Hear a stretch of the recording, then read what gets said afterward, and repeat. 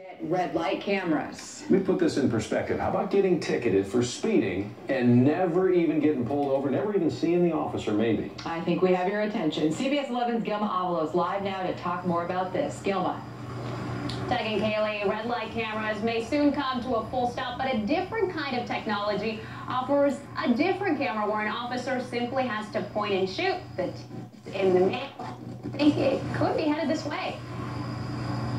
You don't ever want to see these in your rearview mirror. Radar indicated speed at 40 there on Whitley Road. Traffic officers in Keller say they depend on radar, video, and laser technology for accuracy when they pull you over. I would want somebody to do that for me, to have an exact number. And again, it's a tool that it assists us. It works in conjunction with what we do. We're making a face-to-face contact with them. And that's the way many like it. I think there needs to be the officer has to pull you over and explain it. It's one of the arguments against red light cameras. The Texas Senate just passed a bill that would ban the cameras because senators say they violate constitutional rights.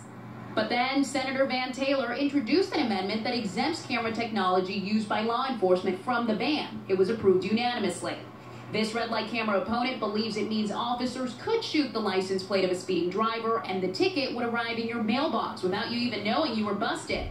Memphis is already considering doing just that, giving officers a speed detector that boasts a laser camera and automated ticketing device. The vice president of marketing for the company behind the product, H Traffic Solutions, says officers would have discretion and would only chase people doing 15 or 20 over the limit. Otherwise, it could be click, point, shoot.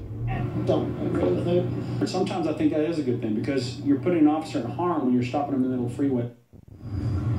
Now, important to know, Keller does not have this technology that we just introduced to you. We also did reach out to Senator Taylor's office. They say that this amendment was simply introduced to distinguish between unmanned and manned cameras.